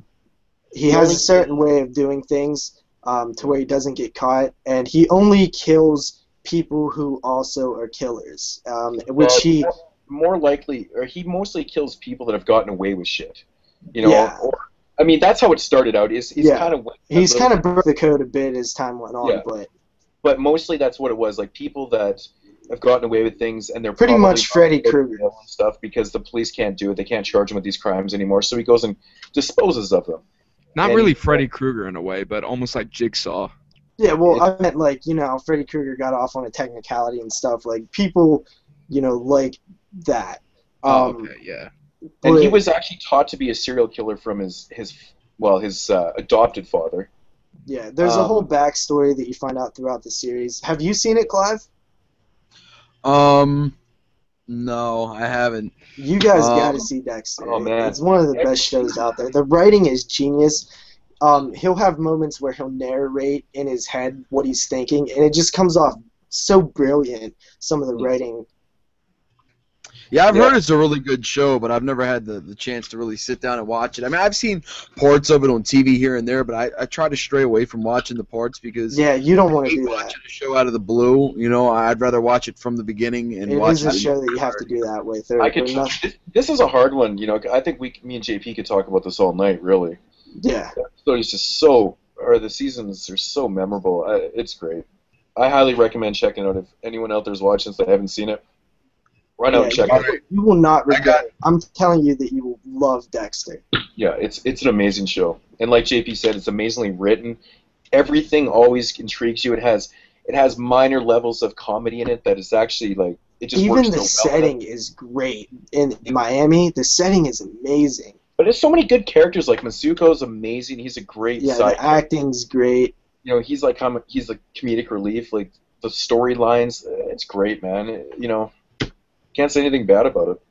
Yeah, and just the way that they do Dexter's character, his sociopath tendencies is amazing. It's like spot on. It's perfect. Yeah. In the later seasons, it gets pretty fucking nuts. Yeah. Put it that way. Thinking of stuff that had even season 2, the whole final in season 2 is amazing. Yeah. Yeah, the next one we have on the list is a zinger. this is one I'm going to throw out that isn't necessarily pure horror. There's elements of horror to it. It's definitely an interesting show. I know you guys are probably familiar with it. It's a classic, Unsolved Mysteries. Yeah, I used to watch Unsolved Mysteries a lot as a kid. Oh man, I'm not gonna lie. Shouts to Robert Stack. I was just gonna say Robert Stack's voice used to literally give me nightmares. I would fucking, I'd have night terrors. I'd wake up in cold sweats and Do you remember when they would do like their alien episodes? Yeah. Where they would talk about people getting abducted and shit. That shit used to creep me out as a kid. You know what was really cool about that show that I saw recently that blew my fucking mind? Did you guys realize that the movie Jeepers Creepers is based off of an episode of Unsolved Mysteries? Really? No. And you know what's fucked? You know what's fucked? If you watch it side by side, even the camera angles, the vehicle, the location. What? Is there a video on the YouTube that body, like compares there is. them? There's a video on YouTube with a comparison. It will blow your mind. I think I gotta see that. I don't even have to. I haven't see it. seen My Jeepers mind's Creepers already in fucking so blown. long. This is crazy. Crazy. Even the license plate having a funny name on it and the vehicle and here's the fucked up thing. This story really happened. Obviously, it wasn't some fucking weird alien mutant, but there was really a killer that did this shit. It's a real story. It's fucked. Fuck, Julian. Fuck. Does it go like the same way as Part 2? Was it like almost the same? No, Series? it's not like the second one. There's not like coming to a fucking school bus and there's no flying man bat. You know what I mean? Like That thing it's scared not me. that. I gotta be honest. Out of all the Jeepers Creepers, the man bat scared me the most. Creepers being attacked by a flying man bat. Well, speaking of TV shows that aren't really, horror, has anybody seen that show on Sci-Fi Channel called Face Off with the makeup effects? Yes, I've I heard have. of it, but I've never seen it. Very cool Actually, show. very interesting. I've only seen the first couple seasons, but basically it's a competition for people who are trying to be the next, big makeup artist person. They'll have guests on there like Tom Savini and like Kevin Smith and stuff, and they basically have a challenge where they have to, create some badass prosthetic and stuff. It's a pretty cool show. Just thought I'd throw that one out there. Similar to that, where you say bring on guests. Does anybody remember, like in the early to late '90s on TNT, Monster Vision? I was gonna bring Monster. Joe Bob Briggs. Yeah, that is a Joe Bob Briggs. horror. Love That's- that. I pretty much became a horror fan from that show. I've only seen the later. It's almost like a if Oh. anybody doesn't know what it is, it's almost like the Grandpa Munster introduction, where this guy pretty much sits around in this. I think it's a trailer park. I'm not sure. Drinking old Milwaukee and shit. Yeah, man, just sitting there talking sitting there about talking like, about horror movies. you just He shoot was- the shit at one point, and then he goes, tonight's movie is like Friday the 13th, and he talks about like how everything is usually cut out of the TV versions. And then he did he'll- his Joe Bob's what was it called? Joe Bob. Seven what- Totals. Oh yeah, like I think he always gives it three or four stars. Yeah, well, he'll do like a half a star sometimes too, but and he'll just list off like heads roll, arms roll, 10 dead bodies, 10 Yeah, deaths. 6 decapitations, 2 stabbed heads, 3 dead dogs, 4 car chases, and a hooker with a pear tree. Like fucking Yeah. so awesome the way he breaks it down. The I love intro it. to that was classic. Yeah, and this was at a time before there was, before the internet was big, and he would know things. He would spit out facts about the film that you could only know from being, in the position that he was, being able to, find out, crazy stuff about these films. And it always used to blow my mind when he would say these interesting facts before the internet. I don't know, but I've always seen that type of idea of somebody introducing a film to be something great. Even in like Goosebumps, you'd have R.L. Stine in a few episodes introducing it, and that's just something I've always loved out of anything shown on TV or on a movie. Yeah, it was such a great memory of mine, the whole Monster Vision thing. And, they showed a lot of, slashers. They also showed a lot of, monster movies, bad ones. in the beginning, it was really all about the monster movies, and then eventually, when Joe Bob went on the show, they did a lot more mainstream hardcore slasher films. Yeah. You know, I seen Phantasm 2 for the first time there. I seen, you know, People Under the Stairs for the first time on Monster Vision. A lot of shows I seen, a lot of movies I seen for the first time on that. Yeah, I really enjoyed that show myself. You know, it wasn't even necessarily. I mean, I guess it was a show, but it was more like him hosting the movie and just having commentary, and it was so cool. Just the and even between the facts that you would watch it for. Yeah, even between like it wouldn't just be like he would introduce it at the beginning and then at the end. Like every commercial break, he would be doing something. Oh yeah, The mailbag girl would bring in like mail. I remember that. He'd always be trying to hit on her and stuff. I remember out of that show, there were always like every once in a while 2 comedians that would come on and host the show. I think Keller? I don't know. I think it was in the beginning before Joe. I think Gilbert Gottfried was on there before too. I'm not sure. Possibly, but I think it was before Joe Bob Briggs actually was on. It might have been Penn and Teller, but they were like magicians, I think. I think yeah. It was magicians. I'm pretty sure it was magicians. But you're not familiar with Monster Vision? That whole time frame of television for me, honestly, was just so fucking awesome. Like, there was actually really cool hosted TV shows based around film. Like, you guys remember Dinner and a Movie? They would not, play horror, but they would play everything else too. Like, I remember that was one of the first times I seen The Burbs on TV. Was on Dinner and a Movie. I think I watched that same episode, bud. Yeah, it was just such a cool fucking TV. I think we all seen that one. Okay, I got one more for us. Well, wait a minute. I kind of cut you off, JP. You were saying to Moods. Yeah, I asked Moods how familiar he was with Monster Vision. I'm not overly that. I don't even remember it actually airing in Canada, to be honest. It might not have. You missed out, man. It's Saturday nights were. I feel like you're deprived right now. Like, I feel we should I feel we should all donate, make an effort to get burned copies sent to him or something. I know what it is, and like I've seen actually clips of it and stuff, but I don't even think it ever aired up here. Clive, do you have one more? Because I actually have one that I want to talk about too. I have one more on the list. We have one more on the list, so go ahead and. I'm pretty sure I know what that is. I know a lot of people haven't seen this. This is actually a Canadian TV show. I actually have the DVD sitting here because I was going to watch some of it tonight. I never got around to it, but if anyone can see this. That sounds really familiar for some reason. It's on Netflix. That's why. Okay, I think it is streaming now on Netflix, which is actually kind of ironic because I think it's on the American Netflix and not Canadian Netflix, which is purely laughable, being a Canadian show. Anyways, the premise of this show here is about, these 4 main characters, they go to Crowley High. And Crowley High is kind of a joke because they're all metalheads, hence, Mr. Crowley and stuff. But the city was like founded by Satanists and stuff like that, and there's this book of pure evil that's hanging around. And if you come in contact with this book of pure evil, you can like basically wish for something, but you necessarily don't get that exact wish. The book will turn shit on you and it'll just make everything really bad and shit. And so they gotta fucking basically figure out how to, stop that shit every episode because shit goes fucking bananas in this show, man. Like, they'll wish some bad shit and they'll just go crazy. The soundtrack is like, it's like all metal music and shit. The characters are fun as hell. Jason Mewes is the janitor in the show. Oh, Jason Mewes is in it? Yeah, That's plays one I gotta see, definitely. He's fucking so funny as the janitor. He like literally lives in his janitorial room in the school. It's so funny.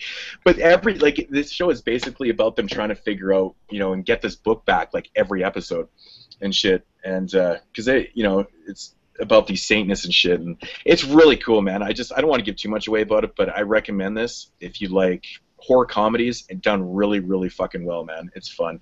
The only shitty thing is this only lasted 2 seasons because they canceled after the 2nd season. I'm not sure why, but I heard that they're trying to get the 3rd season funded right now, so I don't know how that's going on. It's kind of like one of those kickstart things.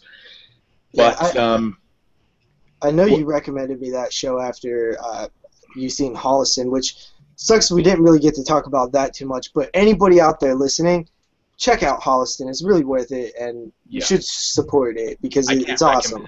I can't recommend Holliston enough. That show is brilliant. And like I said, after I watched Holliston, it just instantly reminded me of Todd and the Book of Pure Evil. They're different premises, obviously, but just the similarities are there with the horror and the comedy and stuff. And Yeah, I'm sure we'll do another, TV horror type thing because there's so much just even obscure stuff to get to, and also even like simple stuff like the Simpsons Treehouse of Horror and stuff, to talk a bit about that. But I know the big one that Clive probably wants to get to now. It's going pretty long. Yeah, I got one that I think everybody already knows what it is. It is my absolute favorite horror TV show of all time, and probably a lot of people's, and that is the absolute HBO classic, hosted by John Kassir, a.k.a. The Crypt Keeper, and that is Tales from the Crypt.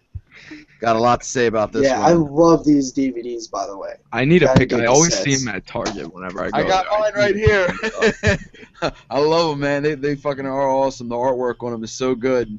the thing is, we could probably do a whole episode talking about Tales from the Yeah, Crypt. for sure, So for sure. many I mean, episodes. it really is. We might have to do that one night. We might have to do a whole damn show on just Tales from the Crypt one time.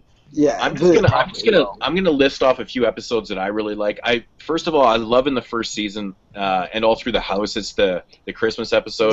That probably is one of the best. That's one of the most episodes. memorable episodes by far. Directed by Robert Zemeckis, and the interesting thing is it's basically a remake of the short from the Tales from the Crypt movie from 1972, or is it from The Vault? I can't remember. No, I think it's from the first movie. But anyways, it's basically a remake of that segment. So Yeah, well, all of these are stories from the old EC comics, right? Yep. Shock suspense stories, and what's funny is a lot of them didn't even come from the Tales from the Crypt comic.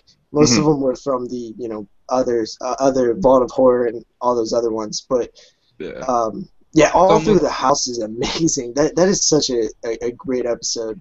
It's almost like Teenage Mutant Ninja Turtles. Like a lot of the episodes weren't based off of the original comic books. Mhm.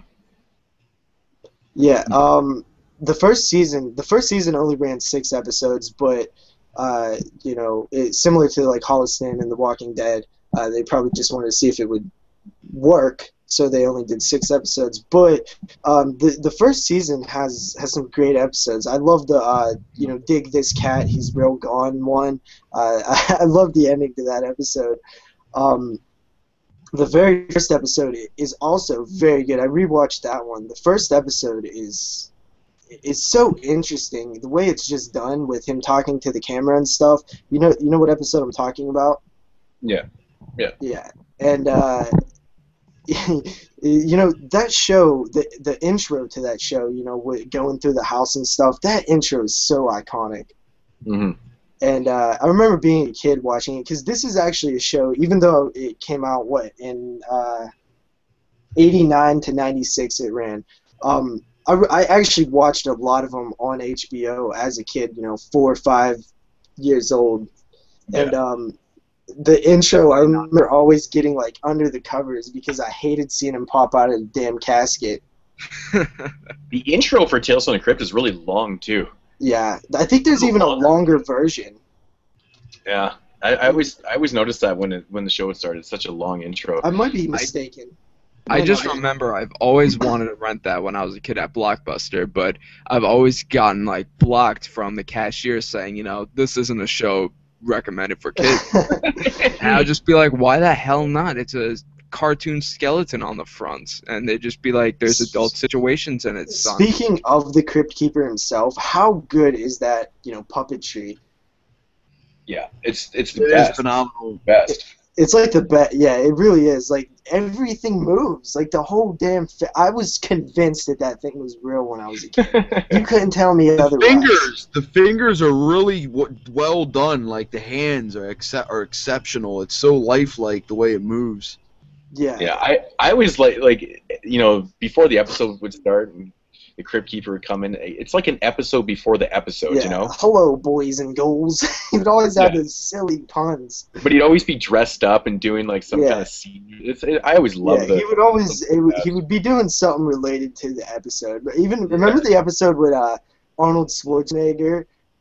That one was ridiculous. He actually directs that one, I think, doesn't he? Does he? Yeah, Yeah. I think he does. But he's just chilling there next to him. I found that. But that's another thing is the cast. They would get some, big names involved in that. It seemed like everybody wanted to be in a Tales from the Crypt episode back then. Mm-hmm. Yeah, every episode had a notable name. And another thing is all those stories, man. They always ended in a fucked up way. You know what I mean? There was never a story that really ended on a happy note. Usually it was just always like real fucked up and grim, and that was just the end to it. For me, some of the ones that stand out to me, I got a list of a couple that I put together. First one is episode called Cutting Cards. That's one of my favorites. Lance Henriksen. Phenomenal episode. I just watched that one. Great acting. You got James Woods in there. Just I had that on my list too, really actually. phenomenal one. Yeah, I really love that one. The characters that they play are like these die-hard, gamblers who they going back and forth between them is just brilliant. They sold it so well. Like, you legitimately think that these guys fucking hate each other. Yeah, it was good.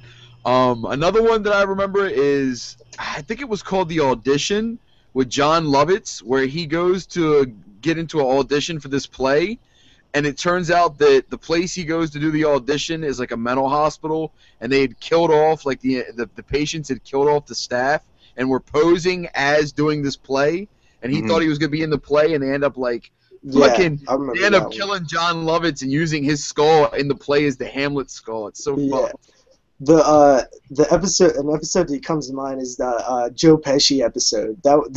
He's so funny in that episode. Oh, yes. I got that one on the list too, actually. That was on my list too. Joe Pesci is awesome. Anything Joe Pesci's awesome. And I love. Yeah, wait.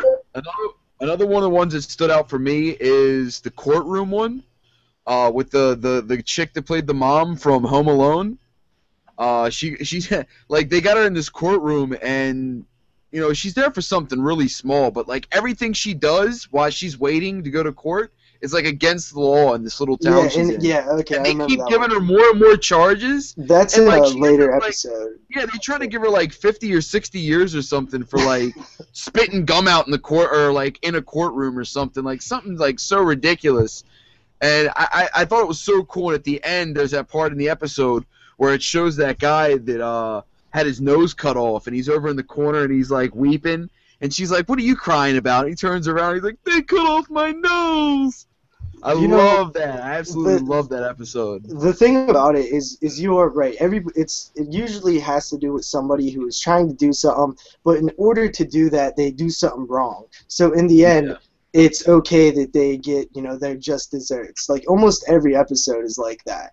One that comes to mind for me that always grossed the hell out of me as a kid, it just creeped me out, is the one with Demi Moore, where she wants to marry that rich guy, and it's that dude, and he's just like ugly as hell, big, disgusting guy. Oh man, that episode is. If I can't have you, no one can. Yeah, that dude scared the hell out of me. But I love the ending to that. The ending to that is great because, and the fortune teller, she has that dog named Trotsky, and she's like, "Ain't that right, Trotsky?"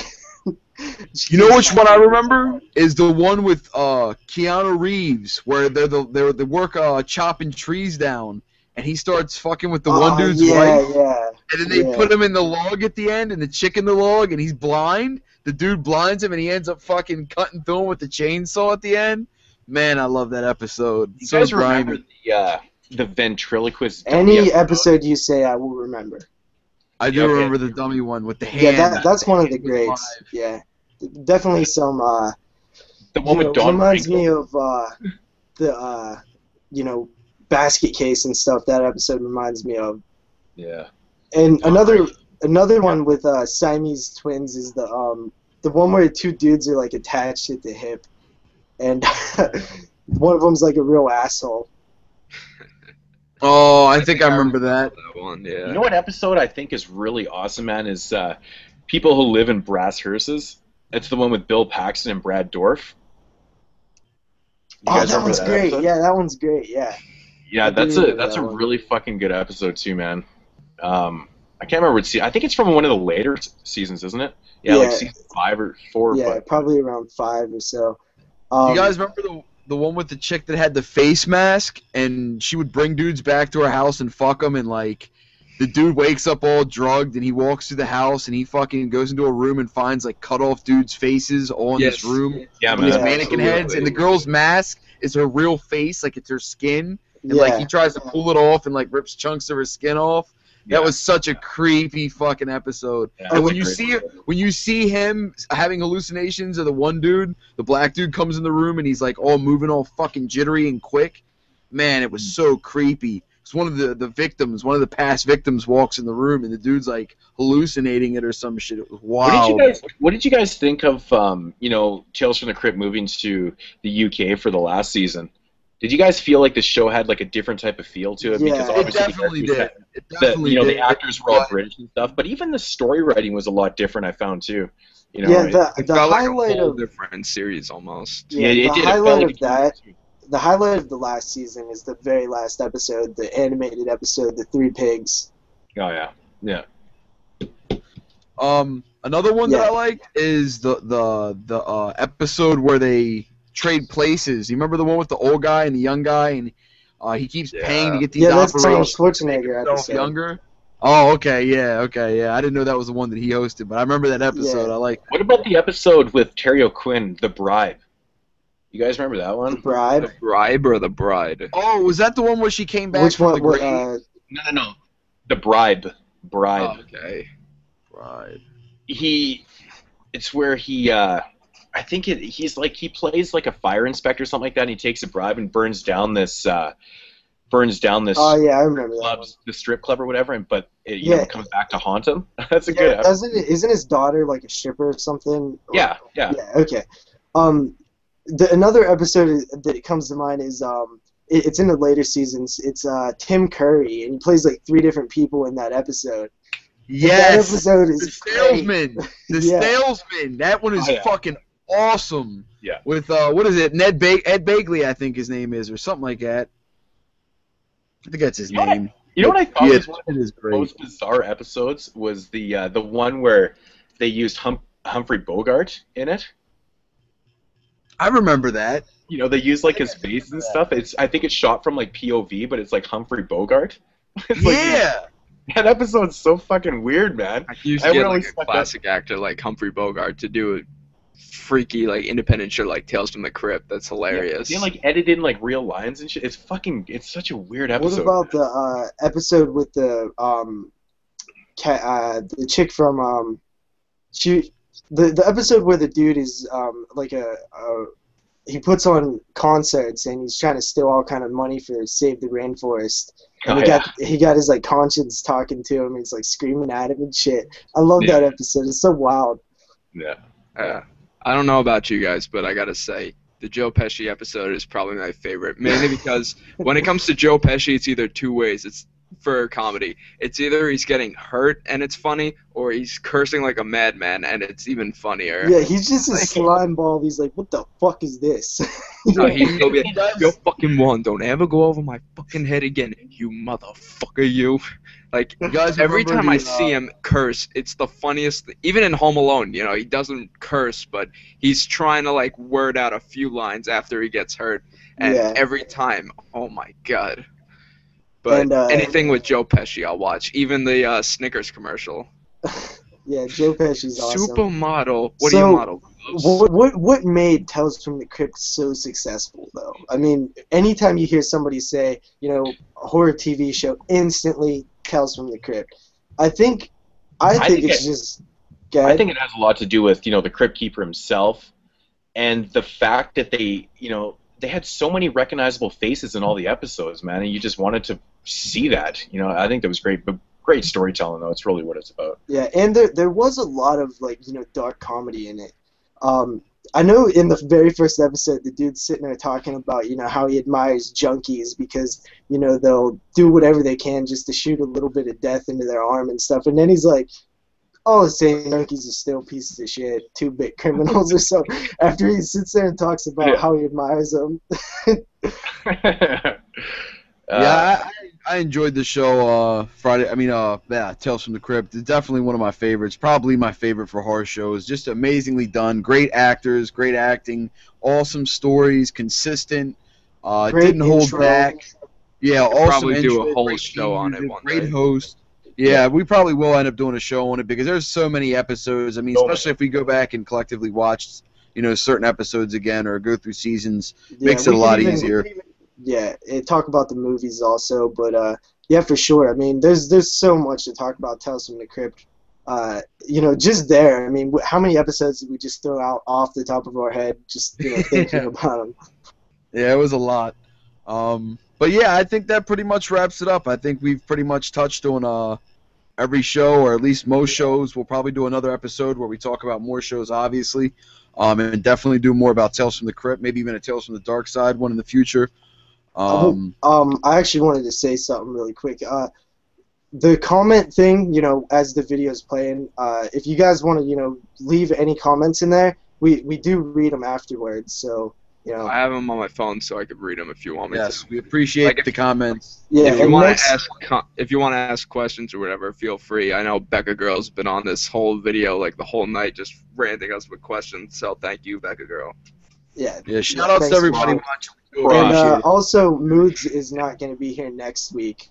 And possibly not me. And possibly not Steve. So we don't know what we're doing yet. I'm sure we'll talk about that next week because we have a good show. It might be a lonely week up in this bitch. Yeah. Hey man, maybe Zach will get his toothpicks and he can fill in not fill in, but join us for once. Yeah. Maybe a player could. I'm sure we'll figure out something. But I think that about wraps it up for this week. This is episode 2 of the Burial Grounds TV show horror. This is Clive Craven signing out, passing it along to JP once again. Obviously, check me out on YouTube /DoubleShotJ. And I'm going to keep throwing my Twitter out no matter what these fools say, because I love conversating on Twitter. If you want to hit me up on Twitter, I'll definitely respond, and we can talk movies or whatever. So Twitter /DoubleShotJP. And Steve does have a Twitter too. He's lying. I barely use it. Once again, guys, thanks so much for watching. Thanks for all your comments. Becca Girl, you're the best. Remember, following me on my main channel, Shock Extreme 1. Also, go over to my Facebook, that is Shock Extreme Productions. I guess Twitter, if you want to look me up. Yeah, exactly. But don't expect anything from me because I'm not on there. All right, guess possibly see you next week. I'm passing it on to Moods. All right, guys. Mood616, check me out on my YouTube channel. I'm sure maybe you guys have watched it, maybe you haven't. Yeah, it's for next week. Like I said, I'm not going to be here. I'm going on holidays. I'm going to be in New York, so I'm going to unfortunately be missing the show, but I will catch you guys in 2 weeks. And yeah, once again, check this out. Todd and the Book of Pure Evil. You'll like it. So anyways, hope you guys have a good show next week, and peace out for a couple weeks. Peace. Well, that about wraps it up. See you guys next week. Make sure you tune in Monday, 9 p.m. Eastern Standard Time. Until then, I'll see you guys around. Peace. Deuces.